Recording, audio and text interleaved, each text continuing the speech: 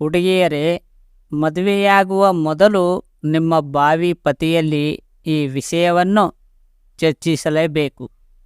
ಮದುವೆಯಾಗುವ ಪ್ರತಿ ಹೆಣ್ಮಕ್ಕಳು ತಾವು ಮದುವೆಯಾಗುವ ಹೋರಾಟಿರುವ ಪುರುಷರಲ್ಲಿ ಈ ಕೆಲವು ವಿಷಯಗಳ ಬಗ್ಗೆ ಮೊದಲೇ ಚರ್ಚಿಸುವುದು ತುಂಬ ಒಳ್ಳೆಯದು. ದಾಂಪತ್ಯ ಜೀವನದಲ್ಲಿ ಒಂದು ಸುಂದರವಾದ ಬಂಧ ಎನ್ನುವುದರಲ್ಲಿ ಯಾವುದೇ ಸಂದೇಹವಿಲ್ಲ.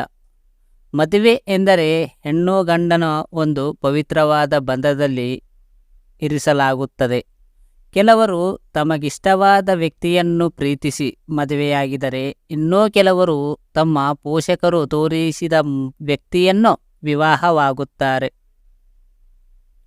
ಲವ್ ಮ್ಯಾರೇಜ್ ಆಗುವವರು ಮದುವೆಗೂ ಮೊದಲೇ ಆ ವ್ಯಕ್ತಿಯನ್ನು ಸಂಪೂರ್ಣವಾಗಿ ಅರಿತಿರುತ್ತಾರೆ. ಆದರೆ ಅರೇಂಜ್ಡ್ ಮ್ಯಾರೇಜ್ದಲ್ಲಿ ತಮ್ಮ ಸಂಗಾತಿಯಾಗುವವರ ಬಗ್ಗೆ ಹೆಚ್ಚಾಗಿ ತಿಳಿದಿರುವುದಿಲ್ಲ. ಇಬ್ಬರ ನಡುವೆ ಹೊಂದಾಣಿಕೆ ಮುಖ್ಯ.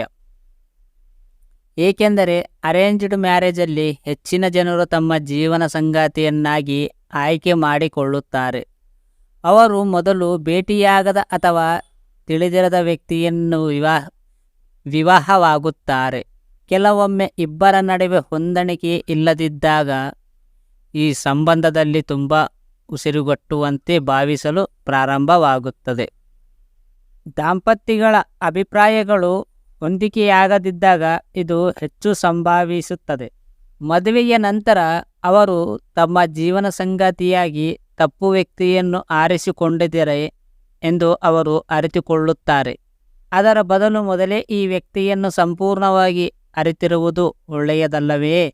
ಅದಕ್ಕಾಗಿ ವಿವಾಹವಾಗುವ ಮೊದಲು ನಿಮ್ಮ ಸಂಗಾತಿಯಲ್ಲಿ ಈ ಕೆಲವು ಪ್ರಶ್ನೆಗಳನ್ನು ಕೇಳುವುದು ಒಳ್ಳೆಯದು.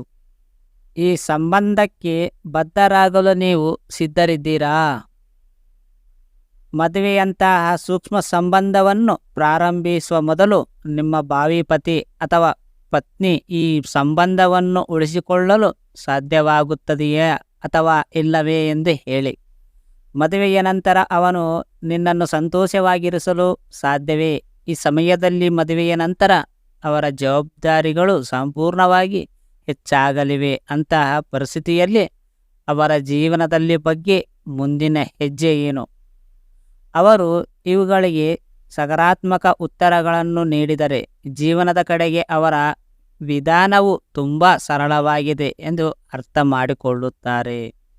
ವಿವಾಹಿತ ಸಂಬಂಧವನ್ನು ಪ್ರಾರಂಭಿಸುವ ಮೊದಲು ನಿಮ್ಮ ಭವಿಷ್ಯದ ಪತಿ ನಿಮ್ಮ ಕೆಲಸದ ಜೀವನದೊಂದಿಗೆ ಹೊಂದಿಕೊಳ್ಳಬಹುದೇ ಅಥವಾ ಇಲ್ಲವೇ ಎಂದು ಕೇಳಿ. ಏಕೆಂದರೆ ಮದುವೆಯ ನಂತರ ನಿಮ್ಮ ಜೀವನವು ಸಂಪೂರ್ಣವಾಗಿ ಬದಲಾಗಲಿದೆ.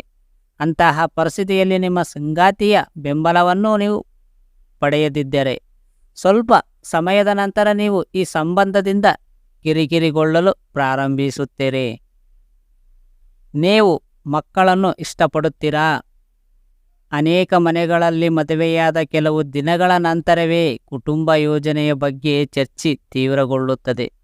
ಹೀಗಿರುವಾಗ ಮದುವೆಗೂ ಮುನ್ನೆ ಈ ವಿಷಯ ತೆರವಾದರೆ ಪರವಾಗಿಲ್ಲ. ಮಕ್ಕಳ ಬಗ್ಗೆ ನಿಮ್ಮ ಭಾವಿ ಪತಿಯನ್ನು ನೀವು ಬಹಿರಂಗವಾಗಿ ಪ್ರಶ್ನಿಸಬಹುದು. ಮದುವೆಯ ನಂತರ ಕುಟುಂಬ ಯೋಜನೆ ಬಗ್ಗೆ ಅವರು ಎಷ್ಟೇ ಸಮಯದ ನಂತರ ಯೋಚಿಸಿದ್ದಾರೆ ಎಂದು ನೀವು ಅವರನ್ನು ಕೇಳಬಹುದು. ನೋಡಿ ಫ್ರೆಂಡ್ಸ್, ಎಲ್ಲ ನಿಮಗೆ ಬಿಟ್ಟಿದ್ದು. ಈ ಸ್ಟೋರಿಯಲ್ಲಿ ಅರ್ಥ ನಿಮಗೆ ಇಷ್ಟವಾಗಿದ್ದಾನೆ ಇಲ್ಲ ಅಂತ ಕಾಮೆಂಟ್ ಮಾಡಿ ಹೇಳಿ. ಪೂರ್ತಿ ಕೇಳಿದ ಪ್ರತಿಯೊಬ್ಬರಿಗೆ ತುಂಬ ಥ್ಯಾಂಕ್ ಯು ಸೋ ಮಚ್.